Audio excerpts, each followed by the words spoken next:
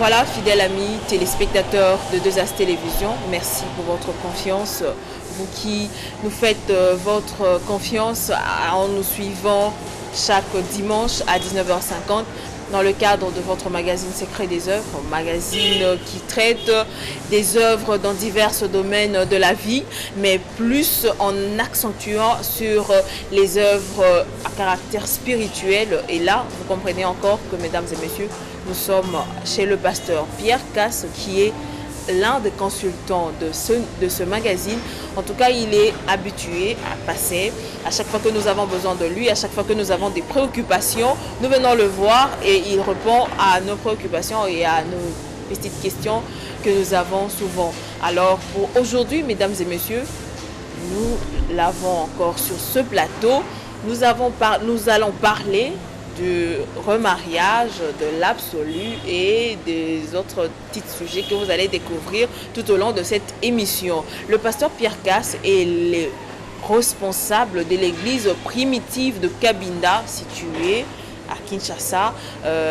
J'espère bien que ce n'est pas un invité que je dois vous présenter encore en profondeur parce que vous le connaissez, vous connaissez un peu ce qu'il est en gros. Alors, pasteur, bonjour et soyez encore le bienvenu dans notre magazine. Merci.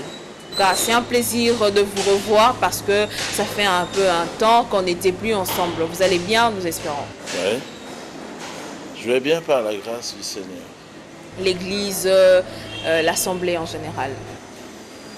L'église du Seigneur sur toute la terre se porte vraiment à merveille. Nous allons toujours de victoire en victoire, de gloire en gloire, de révélation en révélation et de progrès en progrès. Le Seigneur nous fait découvrir toujours, au fur et à mesure que nous avançons, de faux frères qui s'étaient glissés parmi nous. On arrive toujours à les découvrir avec leur sorcellerie et de faux enseignements. Et après examen comme les Écritures l'exigent, on les met toujours à la porte d'après les recommandations de notre Seigneur Yeshua HaMashiach. Voilà, ça c'est de l'actualité qui prédomine actuellement dans l'église primitive. Donc vous avez encore découvert... Nous avons découvert un frère qui était parmi nous, mais un faux frère. Qui a fait longtemps. Qui a fait longtemps, mais on ne savait pas qu'il avait été chassé de l'église depuis Gbadolité, il y a peut-être 20 ans. On ne savait pas. Chassé de là, il a quitté l'Équateur pour venir à Kisangani. De Kisangani, il est venu ici. Déjà, il avait commencé la vie des critiques, chose auxquelles l'Église n'est pas habituée. Envoyé en Angola en mission, il voulait lui récupérer les gens que l'Église avait déjà chassés. Et ces gens-là, un jour, ils ont recruté quelqu'un du monde, ils l'ont amené chez lui, là où il était logé, et ils l'ont frappé. Ils ont fait couler du sang. Nous lui avons dit, parce que toi, tu veux faire le contraire de ce que l'Église a déjà décidé en conférence. Nous lui avons demandé de quitter et de venir ici. Après ça, nous avons découvert encore qu'il avait toujours de mauvaises choses. Il a la mauvaise vie de critiquer les gens. Très jaloux il est aussi, et puis très têtu. À Guadolité, le pasteur qu'il avait chassé, c'est son propre grand frère. Et dans la maison de son frère, il ne vivait pas bien. Il a été chassé pour mariage mixte. Il est allé se marier dans le monde. Et son frère, mécontent, après examen de son cas par l'église, il a été mis entre les mains du diable. Maintenant, sa vie ne pouvait pas prospérer parce qu'il avait des choses non confessées. Le péché d'Akam, le péché non confessé. Récemment, on l'a envoyé à Boma parce que le prédicateur principal qui était à Boma, il travaillait aussi en coulisses contre le message du temps de la fin. Mais quand il était avec nous, il était très zélé. Mais quand il rentrait, il formait les gens pour qu'ils s'attaquent à la parole qui a été révélée. Découvert, et plus les cas de sorcellerie, Il était sorcier, on ne le savait pas. Sa femme était sorcière, on ne le savait pas. Après conférence, il a été chassé et remplacé par ce frère qui avait fui Guadolite. Et lui, il a marché sur les traces de cet ancien pasteur qui a été chassé. Il dressait aussi les frères contre la parole. Il dressait les sœurs contre la parole. Il répandait son poison. Son adjoint a découvert. Son adjoint est un jeune frère. Et le Seigneur a appelé, exactement comme il m'avait appelé aussi, à abandonner ses études pour servir le Seigneur. Il l'a découvert, il a amené son cas. Nous les avons amenés ici en conférence. Et il a été démasqué comme étant antichrist parmi nous. Et nous l'avions maudit. C'est après que nous avons compris, par son collègue de Guadolite, qu'il n'a jamais été en ordre. Il avait été chassé de l'église. Et il ne l'avait jamais dit ici. Et nous avons découvert seulement après. Et vous avez finalement réussi à le mettre à la porte et à le maudire. Oui, c'était en pleine assemblée. Lorsque son frère, son adjoint, a fini de présenter la liste des choses qui étaient retenues contre lui, qu'il dressait directement contre le message du temps de la fin, c'est en pleine assemblée que nous l'avons chassé. Il est sorti par la porte de gauche jusqu'à aujourd'hui. Et l'assemblée est en paix maintenant à Boma. En tout cas, j'espère bien que ces pratiques-là sont vraiment bibliques. Matthieu 18. C'est Matthieu 18. C'est le médicament pour la véritable église. Procédez toujours à un rassemblement. Et puis, cette confrontation ne durera pas longtemps. Le fauteur de troubles, le faux, vous allez le remarquer en quelques minutes. Mais quand vous le remarquez, pourquoi ne pas chercher à le ramener sur le rail que plutôt de le mettre à la porte? Il injuriait la parole de Dieu. Mais quand il venait ici, il montrait qu'il était d'accord. Quand il rentrait, il parlait contre. C'est lui qui, Jésus a dit, c'est lui qui parlera contre le Saint-Esprit. Nous sommes maintenant dans la période du Saint-Esprit. Le message du temps de la fin, c'est le message du Saint-Esprit. Celui-là ne sera pardonné, ni maintenant, ni après. C'est fini. Donc j'espère bien que vous suivez, que le pasteur ne fait pas de choses au hasard et plutôt il dit qu'il le soutient par ce verset de la Bible que vous venez de suivre. En tout cas, là n'est pas vraiment notre sujet du jour, mais les petits sujets que nous avons retenus sont entre autres le remariage, l'absolu et un autre petit sujet que vous allez découvrir. Alors, pasteur, nous parlons du remariage. Comment est-ce que la Bible définit le remariage? Nous avons reçu un vrai prophète au temps de la fin, notre frère Branham. Dans l'exposé du Saint-Esprit sur le mariage et le divorce, il a démontré clairement que après divorce, l'homme a le droit de se remarier. Il a le droit de se marier encore, comme David, comme Salomon, comme toute la Bible.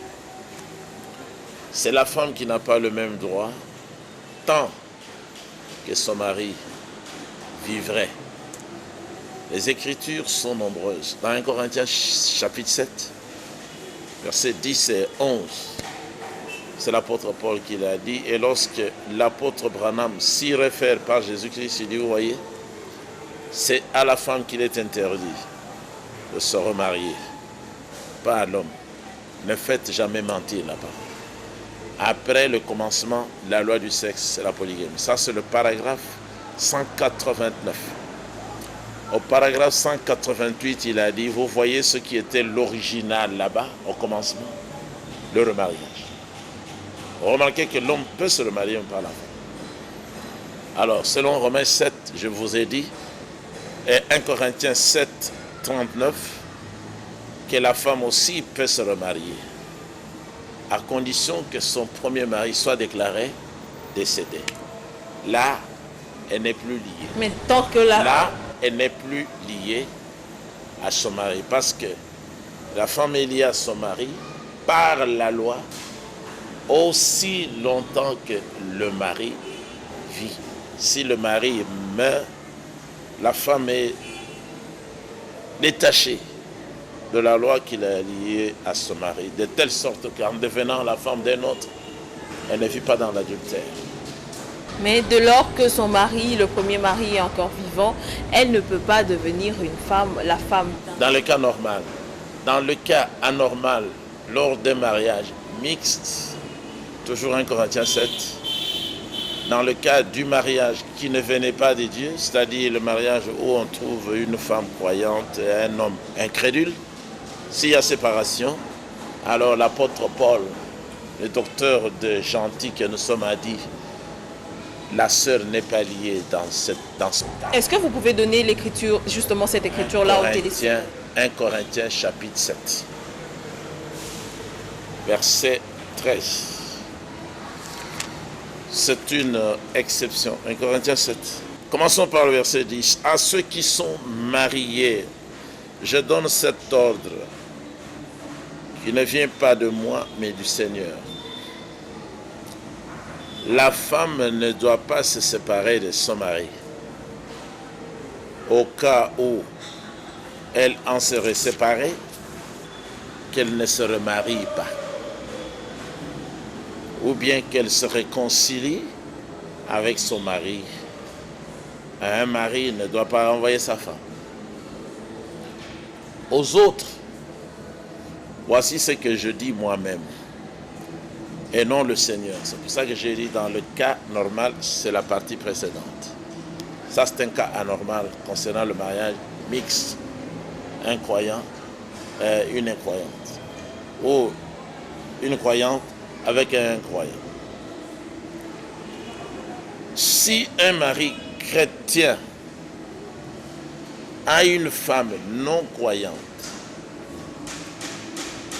et que la femme soit d'accord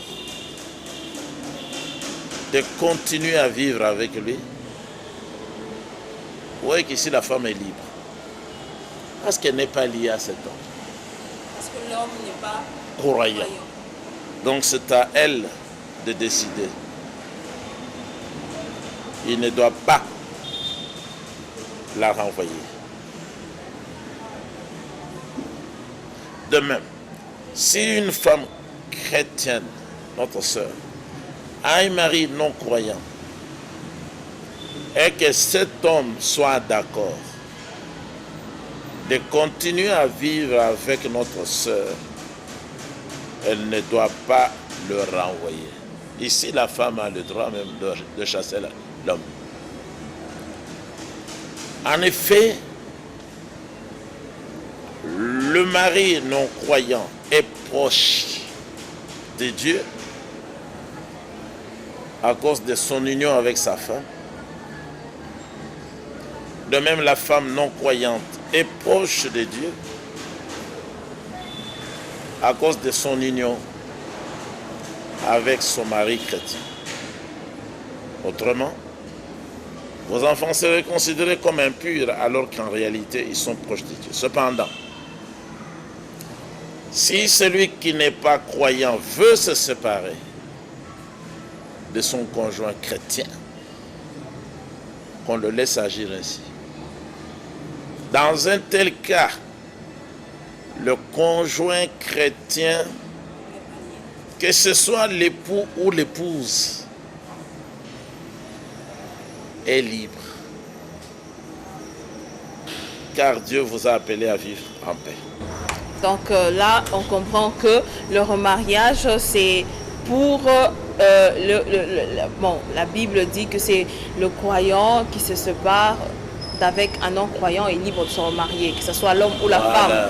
Et si c'est... C'est-à-dire la partie chrétienne, l'homme ou la femme, la partie chrétienne n'est pas liée à la partie non-croyante. Mais si c'est entre les croyants, la femme n'a pas le droit de se remarier du vivant de cet homme-là. Mais est-ce que vous connaissez quand même des cas de ces hommes ou de ces femmes qui se sont séparés, ou par exemple une femme qui se sépare d'avec son mari, ils sont croyants et deux, et la femme se remarie du vivant de son de son premier mari, il devient la femme d'un autre. Comment vous pouvez traiter ce genre de cas-là? Elle recommence parce que c'est kilométrique. C'est pas kilométrique, c'est-à-dire que les croyants se marient entre eux, ils se séparent, mais la femme se remarie encore avec un autre homme du vivant de son mari. Non, je vous dis, c'est l'adultère. Romains 7. Et nous avons même un cas pratique que je vais livrer à votre connaissance et que je dénonce chaque fois. Nous avons une femme qui était dans notre assemblée, femme d'un croyant, d'un pasteur. Ici à l'église primitive. Elle a été épousée et amenée en Bujimaï par son mari, le pasteur. Ken, je donne son nom. Il est maintenant aux États-Unis, pasteur toujours. C'est là où j'ai été. Sa femme s'est prostituée. Elle est allée se marier. Enfin, elle est allée vivre avec quelqu'un d'autre. Et maintenant, parce qu'elle ne pouvait pas vivre dans notre assemblée avec ce lourd fardeau, elle est allée à Rigini. Elle est à Rigini. À Rigini, à l'église de... À Rigini, chez Frère Baouti. Peut-être que c'est par ignorance, peut-être que l'assemblée n'est pas au courant de cette... Non, parce que nous l'avons chassée. Nous chassons les femmes adultères. Nous les chassons. Parce qu'elles méprisent non seulement leur mari, mais le Seigneur. Dieu lui-même jugera les adultères. Et les adultères n'entreront pas dans le royaume. Mais pasteur Pierre, par exemple, prenons un cas, vous êtes parent ou que je suis parent, je donne ma fille en mariage, mais pour des raisons de convenance, je trouve que ma fille n'est pas heureuse. Alors je me permets d'aller briser ce mariage-là pour prendre ma fille et le donner à un autre homme pour que... L'Église traitera. Si ça se fait chez nous, l'assemblée sera complète, le problème sera exposé devant tout le monde, et l'Esprit du Seigneur descendra, nous donnera le jugement. Et le cas sera statué par l'assemblée. Là, il ne faut pas considérer la Bible. Il ne faut pas considérer ce que la Bible dit. Il faut plutôt considérer dans ce cas-là ce que l'assemblée aura jugé comme bon. L'assemblée jugera d'après les Écritures. C'est pour que, une fois le cas tranché, qu'il n'y ait plus de questions. Mais qu'est-ce qui est arrivé à celui-là? Mais qu'est-ce qu'il avait fait? Pourquoi on ne le voit pas? C'est pour ça que le cas doit être amené devant l'Assemblée. Bien que les deux personnes étant de croyants, l'homme et la femme, ils se séparent, mais pour deux raisons, la femme se remarie. Là, pour des cas un peu isolés... Elle ne peut pas se remarier parce que ça, c'est dit, elle restera seule. Son mari, non seulement il est vivant, mais il vit même de la vie éternelle. C'est pour cela que un homme incroyant avait voulu prendre la femme d'un croyant, Sarah. Sarah était liée à Abraham, prophète. Abraham et Sarah s'étaient entendus pour qu'elle parte en mariage. Mais Dieu est allé juger Pharaon. Il a dit, tu vas mourir car la femme que tu es sur le point d'épouser a un mari en vie. Et tu n'as pas le droit.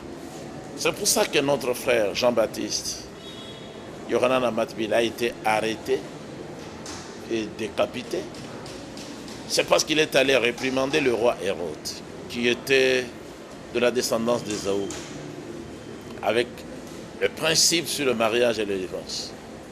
Il a prêché, il a enseigné le mariage et le divorce au roi Hérode à Jérusalem. Il a dit, tu n'as pas le droit de prendre en mariage la femme de ton frère.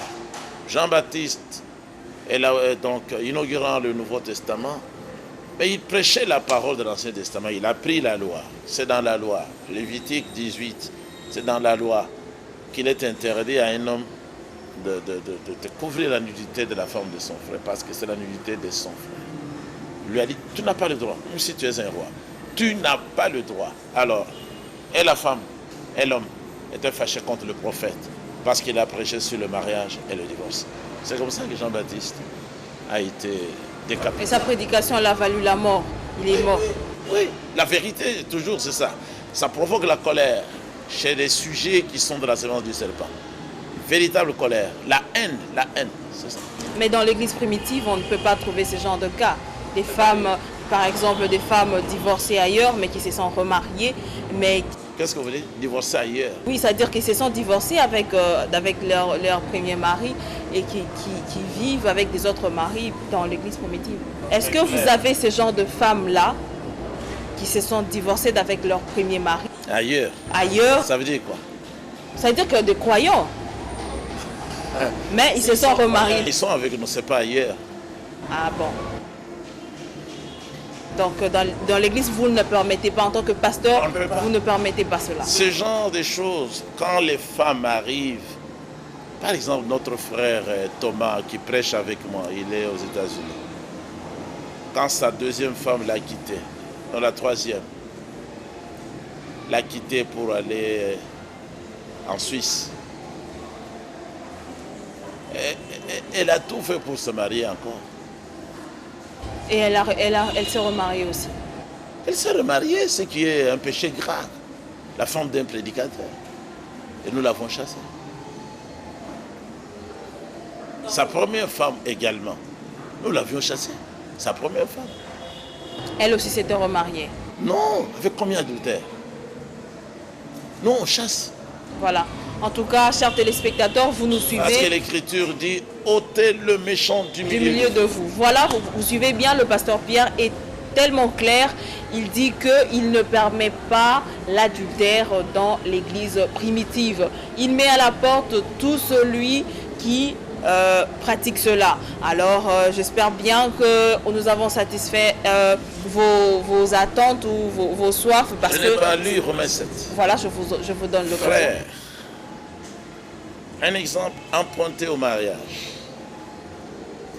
Vous savez sûrement déjà ce que je vais vous dire, car vous connaissez la loi. La loi n'a autorité sur un homme qu'aussi longtemps que cet homme vit. Par exemple, une femme mariée est liée par la loi à son mari tant qu'il vit. Mais si le mari meurt, elle est libérée de la loi qui l'a liée à lui. Si donc elle devient la femme d'un autre homme, du vivant de son mari, on la considère comme adultère. Mais si son mari meurt, elle est libre par rapport à la loi, de telle sorte que, en devenant la femme d'un autre homme, elle ne peut pas être appelée adultère. Alors, pasteur Pierre, il y a une question qui peut sembler boucler un peu ce premier petit sujet. Il y a beaucoup de prédicateurs qui ne sont pas du message ou qui sont du message, mais qui sont contre la polygamie. Mais est-ce que vous avez des cas concrets des personnes qui sont contre la polygamie, mais des fois on le retrouve dans la polygamie? Le fond, mais en cachette, en secret. Dans le message? Dans le message, ou dans le monde? Oui, mais j'ai deux exemples ici qui viennent tout fraîchement de Goma. Sans parler de Kinshasa. De Goma, le prédicateur principal qui est là-bas, il est aussi mon beau-père parce que j'ai épousé sa fille. Il a été contacté par les journalistes, vos collègues. Qu'est-ce qui s'est passé? Un pasteur qui est contre la polygamie. Il a engrossé une fille de son assemblée. Ensemble, ils ont tenté d'avorter. L'avortement n'a pas réussi. Le pasteur? Oui. C'est encore frais. Le cas, il est encore frais à Goma. Alors le pasteur a invité la femme en mousse et avec lui un grand marteau caché. Un gros marteau caché pour tuer la femme qu'il a aimée pourtant, avec laquelle il doit avoir donné de belles paroles d'amour. Arrivé dans cette brousse, il a donné des coups de marteau à la tête de la femme. Elle est tombée évanouie. Il est parti croyant qu'elle était morte. La MONUSCO qui passait par là a trouvé une jeune femme qui gémissait, mais elle respirait. Elle a été ramassée, réanimée, elle a repris vie. Elle a dû donner le témoignage. Et l'homme, le malfrat... Nous ne connaissons pas encore la suite. Voilà. Alors, les journalistes sont allés poser la question à notre frère qui prêche, lui, la polygamie ouvertement et qui est polygame. Que peut-on penser d'un tel cas? Sa réponse a été claire. Nous donnons la même réponse chaque fois. Les gens pensent lutter contre un principe divin, la loi établie dans la chair de l'homme, comme l'apôtre Paul l'a dit dans Romains 7. Il y a une loi, un principe qui est attaché à ma chair, que je n'arrive pas à dominer. Dieu a établi une nouvelle loi pour la reproduction dans les corps humains. C'est la polygamie, c'est lui qui a fait ça. Frère Branham dit, Dieu a établi cette alliance nouvelle dans la chair de l'homme et la chair de l'animal. On veut aller à l'encontre de cela. On ne peut pas vaincre le Seigneur. C'est la parole de Dieu qui vaincra jusqu'à la fin. Un autre était toujours contre la polygamie, toujours un pasteur. Ça arrive souvent au pasteur. Il a quitté sa propre maison, laissant sa femme, et il est allé vivre. Il vivait dans la maison de son adjoint pasteur, avec la femme de cet adjoint pasteur dans la maison de son adjoint. Ils avaient une chambre à part. Et son ami qui était adjoint ne savait pas que son titulaire avait une chambre dans sa maison avec sa femme. Pourquoi une telle souffrance? Pourquoi une telle souffrance? Moi, tu peux venir, chaque soir tu me trouveras chez moi. J'ai toutes mes femmes. Je me sens très bien avec mes femmes et mes enfants. Vous êtes à l'aise, mais très à l'aise. Libre. Comme Paul l'a dit aux Romains. Comme Paul l'a dit aux Romains. Étant justifiés par... Nous sommes justifiés par la foi, par la révélation, par la compréhension que Dieu nous a donnée. Que l'homme est libre d'avoir même 1000 femmes. Moi, je n'ai que 7. Nous avons la paix avec Dieu. Je vis vraiment en paix. L'homme le plus heureux de la terre, pour le moment, c'est moi. Je suis très content, très content. Mes épouses sont là, mes femmes mariées, comme frère Branham le disait. Je l'ai accompli. Mon frère Branham n'a pas eu le temps de le faire. Pourquoi il ne l'avait pas fait? Il n'a pas eu le temps, on l'a tué. Ah bon, c'est le temps qu'il avait fait oui, il voulait. Il a dit, je préfère avoir 4 ou 5 femmes. Est-ce que vous avez des déclarations où oui. Dans il dit par exemple ce que vous Abraham restaurait. Dans Abraham restaurait, à 2 endroits, il a dit ça. Il a dit que les hommes se mariaient, prenaient des femmes d'après leurs possibilités. Le jour où j'annoncerai cela, il faut que si un prédicateur voudra en parler, qu'il parte avec ça de la Genèse et qu'il termine avec ça dans l'Apocalypse. Et il a dit, j'aurai une meilleure chance devant Dieu d'avoir à moi seul Branham 4 ou 5 femmes, mais mariées à moi. Toutes mes femmes sont mariées à moi. Donc je suis en paix avec le Seigneur par le lien de sa grâce. Dieu, c'est la Bible ici. Quiconque va à l'encontre des enseignements de la Bible, il est un démon. Mais qui ne tiennent pas à la Bible, moi j'ai dit, soyons sérieux. Si nous sommes contre la polygamie, vous dites, vous êtes prédicateur, vous êtes contre la polygamie, laissez tomber la Bible, parce que la Bible, c'est un livre des polygames, écrit par les polygames, pour les polygames. Ce sont les enfants d'Israël, avec 4 femmes. Il a eu 12 fils qui ont produit prophètes et apôtres et Jésus-Christ. C'est ça la Bible. Ce n'est pas le catéchisme. Laissez ça. Parce que si vous lisez ça, vous allez voir. Moïse a dit.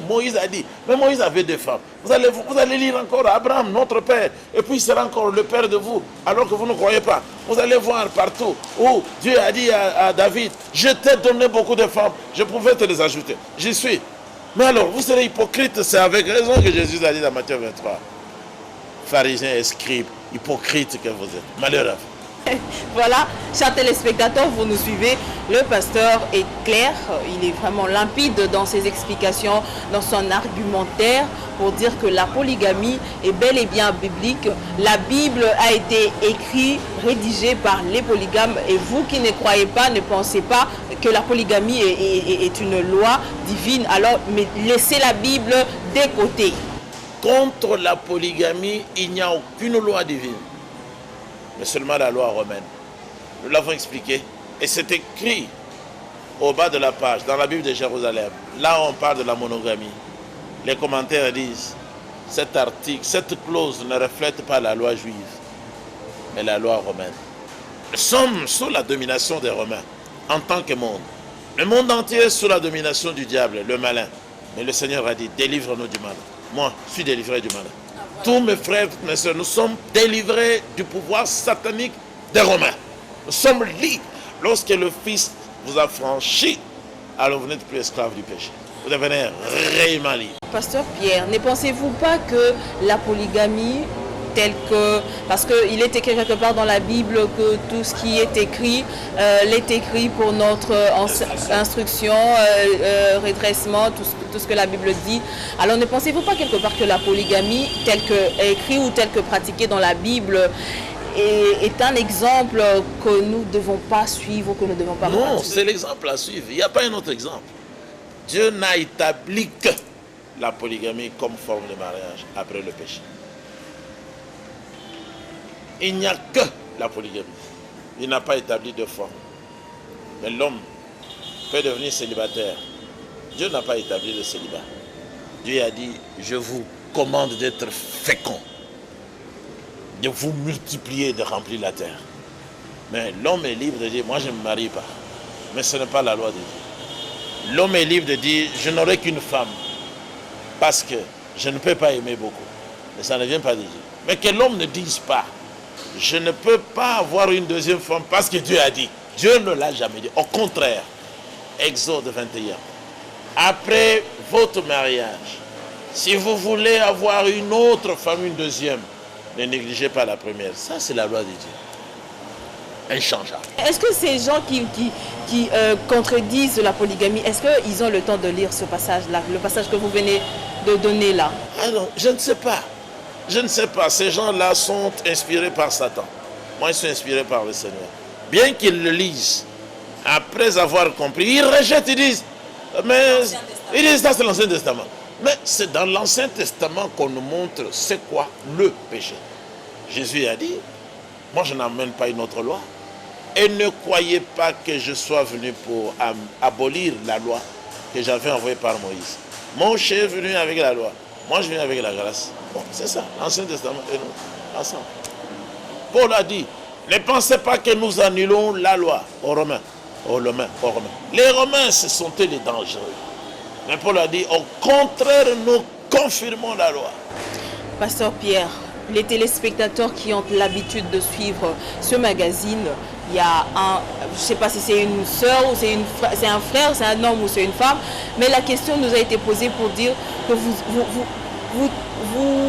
avez tellement avalé ce sujet de polygamie, vous comprenez ou vous le défendez tellement bien. Est-ce que vous avez aussi un autre sujet de la Bible que vous défendez avec amour comme la polygamie? Oui, ma soeur, tous les sujets. Je peux dire à celui-là, cela m'a été dit aussi par un pasteur qui venait de quitter le frère Barouti, répondant au nom de Mali. Mali fait partie de ceux qui m'avaient présenté en premier lieu ce message, mais ils l'ont abandonné. Il m'a dit dans la réunion de prédicateurs, il y a 2 ou 3 semaines, Pasteur Cass, nous t'appellerons lorsque nous aurons à traiter le sujet concernant le mariage et le divorce dans la réunion des ministres, parce que tu maîtrises très bien ce sujet-là. Je lui ai dit, c'est pas vrai.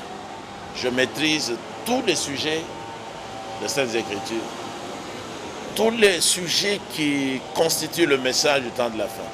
Je maîtrise bien la divinité. Mon premier débat à la télévision a été sur la divinité. Je maîtrise bien le sujet concernant le nom original, le baptême d'eau et le baptême du Saint-Esprit, la Sainte Seine, le lavage des pieds. Je maîtrise l'enseignement sur les 7 âges de l'Église. J'ai très bien maîtrisé l'enseignement concernant les 7 sceaux. Il n'y a que moi ici qui dit que le 7e sceau n'est pas révélé. Il n'y a que moi qui dis aussi que les 7 honnêtes ne sont pas révélés. Tous les autres sont déjà tombés. Combattent plus. Satan les a déjà eus. On dit que le pasteur Pierre est amoureux. Il est tellement amoureux qu'il a avalé en lui ce sujet-là. Il faut manger. Le mariage et le divorce, c'est la nourriture. Et frère Branham, dans la semence n'hérite pas avec la balle. Il a dit, cette semaine, nous aurons de la nourriture des aigles. Celui qui ne mangera pas, il sera un vautour, un corbeau, faucon. Tous ces frères-là du message qui ne mangent pas sont des vautours. Qui ne mangent pas la polygamie. Qui ne mangent pas l'enseignement sur la polygamie. C'est la nourriture. Frère Branham est venu avec la nourriture. C'est la vitamine plus du message. Je remplacerai les années qu'on dévorait le Jérélec, les asiles, la sauterelle, le gazam. Catholique, protestant, méthodiste, pentecôtiste. Le Seigneur par Branham a restauré toutes les vérités de Saint-Église. Celui qui ne mange pas, c'est son affaire. Voilà. En tout cas, chers téléspectateurs, vous nous suivez. Le pasteur est tellement clair qu'il n'y a pas trop de commentaires à faire. Alors, nous allons passer au deuxième petit sujet que nous avons retenu, l'absolu. Alors, le pasteur, nous avons eu des questions. Les téléspectateurs ont cherché à savoir, est-ce que vous êtes aujourd'hui l'absolu dans le message, aujourd'hui sur la terre? Il faut d'abord définir le mot absolu comme le prophète Branham, qu'il a enseigné l'affaire. Il a dit que c'est la dernière référence. La dernière référence, pour que les gens comprennent. Vous pouvez vous référer. Mais maintenant, si vous avez toujours des contestations entre vous, vous allez recourir à votre dernière référence qui pourra vous aider, qui pourra trancher votre cas. Il a dit l'Église est un absolu parce que l'Église tranche les cas de l'Église. Matthieu 18, comme je vous ai dit. Il a dit, chaque enfant de Dieu qui est né de nouveau, c'est un absolu parce qu'il peut aider n'importe qui chercherait l'orientation. C'est comme ça que le recrutement s'est fait dans la première église. C'était des gens qui se donnaient des invitations. Nous avons trouvé, viens et vois. Même la femme samaritaine a joué le rôle de l'absolu en Samarie. Elle est allée dire, j'ai vu un homme qui connaissait ma vie. Venez voir cet homme. Et puis, elle a aidé les gens. Les gens sont venus. C'est après que les gens ont dit, c'est pas parce que tu as témoigné. Nous-mêmes, nous l'avons entendu. Mais qui le rappelait? C'était la femme qui a témoigné. C'était un absolu. Donc l'absolu, si vous voulez comprendre, Frère Branham a dit, un arbitre au stade pour les jeux. C'est un absolu parce que s'il a dit pénalité, vous pouvez discuter. Mais c'est sa décision qui compte. Frère Branham a dit, qu'il soit un bout d'homme, mais il a un petit sifflet. Et ça, l'autorité, quand il a sifflé, disant que c'est la fin du match, vous pouvez pleurer comme vous pouvez l'insulter. C'est la fin, c'est l'autorité. Même le président de la République n'est pas l'autorité au stade. Donc, même quand Ali et Foreman sont venus ici, Foreman a contesté, mais l'arbitre a dit que c'est la fin du match. Tu as fait longtemps sur le tapis. C'était la fin. Vous voyez les robots qu'on nous a fait ici. Roulage. Branham m'a dit qu'un policier de roulage, c'est un absolu. Il n'a pas l'autorité, mais il a le pouvoir. Parce qu'il est là, même s'il est de petite taille, il représente le pays. Quand il a sifflé, tous les véhicules à 10 tonnes freinent. Pourquoi? C'est son travail, c'est un absolu. S'il n'est pas là, il y a la confusion. Vous pouvez le voir. Frère Branham a dit alors, maintenant qu'il y a de l'embouteillage au niveau des dénominations, nous avons besoin d'un homme. Qui a l'absolu? Non, c'était d'abord le prophète Branham. En ce moment-ci. Parce que nous courons derrière le temps, oui. Est-ce que nous n'avons qu'un seul robot? Non, ils sont... Donc à chaque endroit où l'embouteillage est possible, on a besoin d'un absolu. Ainsi Branham a dit, mais un pasteur est un absolu. Un apôtre est un absolu. Un docteur est un absolu. Et ainsi de suite. Donc dans le message aujourd'hui, nous avons plusieurs absolus. Tous les enfants. Frère Branham. Celui qui a enseigné, c'est pas moi, c'est Frère Branham. Il a dit, tous les vrais croyants, nés de nouveau et remplis de l'esprit, ce sont des absolus de Dieu. tout cas, chers téléspectateurs, pas de commentaires. Vous avez suivi les émissions précédentes. Vous avez suivi ce que certains frères en pensaient. Mais là, vous suivez aussi le pasteur, lui, qui dit qu'il n'est pas seul l'absolu. Tout enfant des dieux, né de nouveau, rempli du Saint-Esprit, est absolu. Alors, pasteur, le temps est parti tellement si vite parce que nous avons beaucoup de choses à dire, mais le temps nous fait défaut. Alors, j'espère bien que nous allons revenir parce que les questions sont restées tellement nombreuses, non épuisées. Vous pouvez donner déjà votre mot de la fin pour aujourd'hui en clôture. Le mot de la fin, c'est que Yahweh Elohim a réellement parlé. Il a expliqué les Saintes Écritures. Tous les mystères écrits ont été dévoilés. Que ce soit l'orientation pour l'ordre dans l'Église. Il a dit, l'Église ne doit pas avoir deux têtes. L'Église de Jeffersonville, il a dit, notre frère Neville, c'est lui le pasteur, l'absolu final. Quand vous avez des différends, venez auprès de lui, il va vous aider. Si avec lui, vous n'avez pas trouvé de réponse, je serai de retour, nous nous mettrons ensemble et le Saint-Esprit va... Il a dit, les gens se réfèrent à Jésus-Christ, Jésus-Christ, mais il est où? C'est ça la confusion. Jésus-Christ se choisit d'abord quelqu'un, son absolu, à qui il confie le message, la révélation, et le fait démarrer avec ça. Donc, repentez-vous, sortez des dénominations. Et l'homme a envoyé un message pour le temps de la fin, pour éclairer, trouver des solutions aussi, et le chemin pour la vie éternelle au temps de la fin. Soyez baptisés dans l'eau au nom du Seigneur, Yeshua HaMashiach, en rémission de vos péchés, et vous recevrez le don du Saint-Esprit. Ne perdez pas votre temps au stade et dans la musique du monde. Sortez du monde. Israël quitta l'Égypte pour devenir l'Église. Mais il fallait un ministère de délivrance. Moïse avait le ministère de délivrance. Frère Branham avait le ministère de délivrance. Le message du temps de la fin, c'est ça la délivrance au temps de la fin. Voilà, c'est fini en tout cas. C'en est fini pour ce numéro d'aujourd'hui. C'était un plaisir pour moi de vous le présenter.